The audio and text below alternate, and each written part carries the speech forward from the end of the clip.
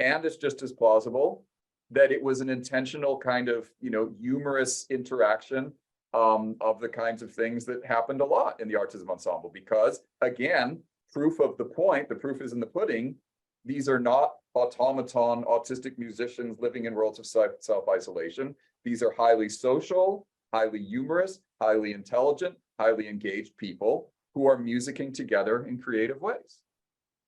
So it's just a sort of, it's a nice example to kind of just blow apart the sort of the static notions of what, of what we might learn in medical school or in your, communication disorders course or whatever, about what's really going on in these experiences.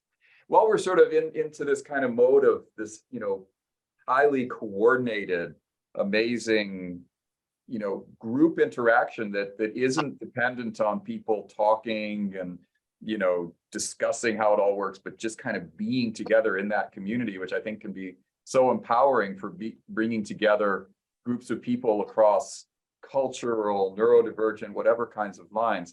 I'm going to play you one of the most amazing things as far as I'm concerned. Maybe I'm biased since I'm a scholar of Balinese music, but this is a tradition that Dawn and I kind of worked through with Kecak, and it's a group of about 200 plus men in this case, performing as mythical monkeys from an ancient Hindu epic called the Ramayana. And there's a whole, dance drama with costume dances that goes along with it, and battles, and they create their own props and all kinds of stuff out of their own bodies. So I just want to play this for you, and maybe think as you're watching and see, maybe we can have a little conversation after about what is this, watching, listening to this kind of music, including the examples that we've seen so far in this one as well. What does it tell us about how we might think differently about how people interact with each other, how they interact with their environments, how they kind of define space and identity within and across conventional boundaries of, black and white people, or men and women, or autistic and non-autistic people. Because I think there are powerful lessons, and even across species. When we did this thing in Brazil, Dawn took this as the basis of getting into sort of gorilla and ape communications and in similar kinds of contexts. And then we did another one where I can't even remember where that was, Dawn, but the one we did with Indra Sadguna, remember, with the famous Balinese musician? That was your class. You had That was me my come class. in. Yeah, that's right. In which we sort of tried to put together someone who's a real expert at being Balinese and being, one of the great Balinese musicians, with me as like someone who works between the seams of gamelan and autism work, with Dawn, who's worked a lot in neurodivergence and primatology. And we kind of think we can put all these things together. All these things fit together.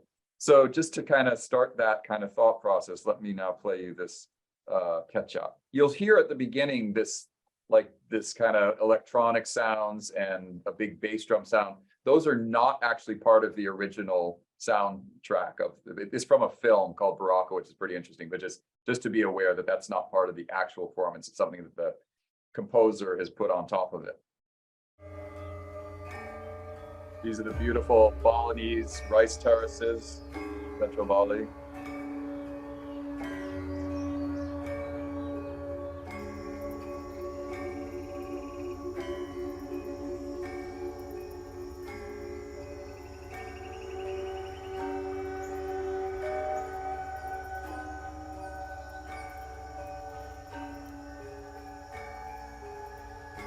So we're still not there, but I just want you to get a sense of the ecological frame.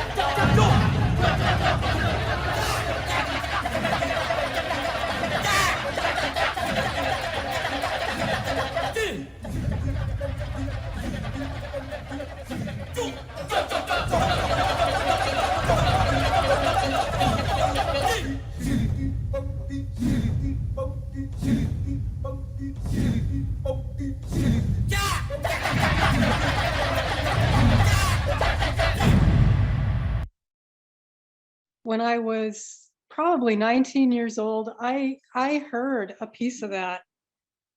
I think it was on the radio or something, and I had no idea what it was. And I recorded it because I knew it had some significance, and I just listened to it all the time.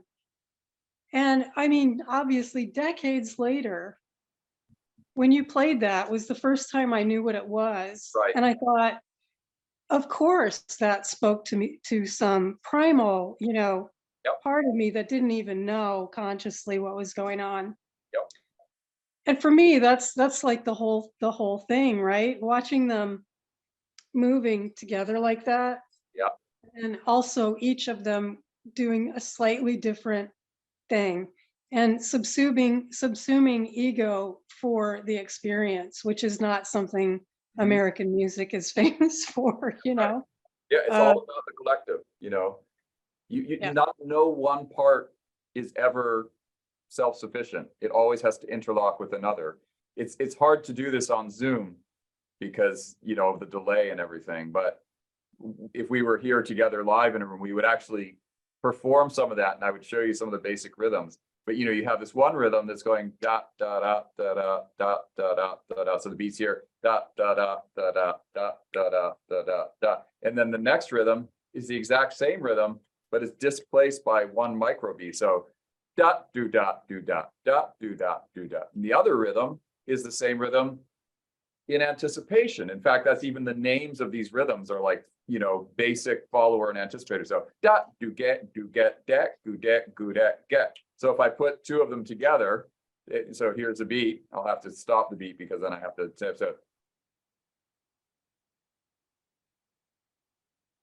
so the idea is this one da da da da da da da da da da, and this one da da da da da da da da da. Together go do da do do do do do do do do do do, and they fill in all that rhythmic space. Now, then the third rhythm would even enrich that kind of tapestry, that kind of weave. When I was working on my first book, I was looking in the English Balinese English dictionary. I just happened to be looking for a particular word, and I stumbled upon a page, and my eye just landed on this word on the page, and the word was dihi, D-I-H-I, and for whatever reason, it just sort of caught my eye, and I read the definition. It said dihi, and it had three definitions. One meant the main thread in the weaving of a cloth. The other second one was the main strand in the weaving of a basket. And the third meant the self. And suddenly it was like all these years that I had been studying this music, it just all made sense to me just in an instant, because what that taught me is in this Balinese ideal of what a community is, every person is the main thread. Every person is absolutely essential. And if I have this shirt, and so, somewhere, I mean, if this was a handmade shirt, at least someone, there was one thread that starts it all and that sort of binds everything else together. But we can't see that thread here. It's disappeared. It dissolves into the larger whole of the fabric. But if I were to be able to find that thread and I were to sort of take it out of the shirt, what would happen? The whole shirt would just disintegrate. It wouldn't be a shirt anymore, just be a bunch of strands there. And so this idea of how people interact with each other in community is sort of just built right into that idea that the self is like, each one of us is the main thread in the cloth that we weave, in the basket we, weave, whatever metaphors. I don't know. Each of us is essential, but each of us ultimately disappears into the totality of the whole. And that's a very different concept of the self than we tend to have in these in a more kind of Euro-American, teleological concept. And to me, what I find interesting is there's this whole sort of stereotypical, in the medical literature, in the Autism Speaks websites, whatever, that talks about autistic people being less empathetic, less emotionally connected to the world, less social, all these things. But in my experience, playing music with autistic people, if anything, it's the opposite. I find that autistic people tend to listen more, tend to respond more, tend to be less interested in, well, this is my thing. And so I think, it behooves all of us as so-called, trained musicians, music scholars, professionals, to maybe use neurodivergence as a great kind of jumping off point to conceptualize a different way of thinking about what is musicality? What is musicality in relationship to social experience? What does music perhaps allow us to do in terms of interacting with people that takes away some of the, the sort of assumed expectations and norms of social communication? You don't have to make eye contact. You don't have to talk through what it is before you can make it work. You're there, you're with people, and you find a way to be together through the experience of making the communication rather than communicating in order to make the experience. And I think there's a lot to be learned from those kinds of neurodivergent ways of being in the world. So we're at 2:47, so there's, I guess 13 minutes that we have to play with here. I'd just like to kind of listen for a while to what any of you have to say about things that I've shared or your own experiences or thoughts about music or neurodivergence or autism, or how those things kind of relate to one another. I'm actually one of those autistic people. I'm mostly not very emotional, but except when it comes to love and music. And Those are pretty good places to be emotional. I guess so, yeah. Well, Yeah. so yeah, when I listen to music, it just takes me to another world. I also I love this thing. It's a haptic vest. It vibrates. It feels like a subwoofer, just without the sound with the music. Wow. It's designed mostly for VR games, but I use it mostly for music, and it just I love it. It takes me just to another world. I could just forget about everything and be on my own and just listen to it for hours. I grew up on rock, metal, grunge, techno, so yeah, I like a good beat, and probably listen to my headphones a little too loud sometimes because I have ringing in my ears after. But if something's, some things are just worth it. Oh, that's awesome. They sell all the headphones they sell. Yeah, they're like, oh, this is how good the noise canceling is. For me, I don't care. I just put it louder, and the noise just disappears in either way. I'll just say that, world class as usual, Michael. It could have gone all day. And, my dream for the future is that we do all get in the same room sometime and make music together. This was such a great facet to add to the ethnography, because it is so universal and so primal and such a great expression of not just, as we were saying, not just individual expression, but how that can weave you into an entire environment. It's just a beautiful thing. So I'll let everybody know what we're doing next week. Our speaker may not be able to make it, but we'll make sure to get you a reminder and let you know what's going on and who's going to be there. And then, I'll just turn it over to Roger. Great. Yeah, no, thank you so much for your presentation, though, really helps me at least understand, why certain things might work, or why you have certain experiences. So, it sort of links the feeling to the cognitive process, and that's what I find extremely fascinating. So thank you again. Oh, absolutely. Actually, if just bouncing off that, if I could just take our final minute here to tell a quick story. So in the end, I think music is an amazing thing. Music is a beautiful thing. It has unique human capacities to connect us and to express certain things that language can, and so on and so forth. But my story is this. So they're back in the, and Gene, you'll appreciate this, in the music play project many years ago, when I was first getting in all this stuff. This became the basis of my first major article on all this, an article called Following Frank. It's on my website if you want to. But anyway, there's this kid, his pseudonym is Frank. And he was quite an agitated kid. He used to like to destroy things, and he would get quite out of sorts emotionally. But then when I was doing the analysis of all the videotapes, I saw that he would be like all dysregulated, and then he would calm down. And it was like he had figured out that when he would sit in front of these huge gongs, these huge gamelan gongs with very deep resonant vibration, and he'd also wrap himself around this didgeridoo, which is this long Aboriginal Australian eucalyptus tube, very low tones. It would just calm him down, and he figured that out on his own, kind of like you with the haptic. Just by accident. Yeah, I guess right. When you find it, you kind of figured out, it, and so. But anyway, so I was all excited about this. Oh my gosh, I've made this major discovery, low frequency tones and vibrations, and which I still think is important. But I was talking to my wife, Megan, who was the cognitive psychologist on the team, who's not a musician at all and not that interested in music, quite frankly. And I was getting on, and this and the vibration, that, and she just sort of cut me off and she said, "You just don't get it, do you, Mike?" That's any of us who are in a relationship know that moment.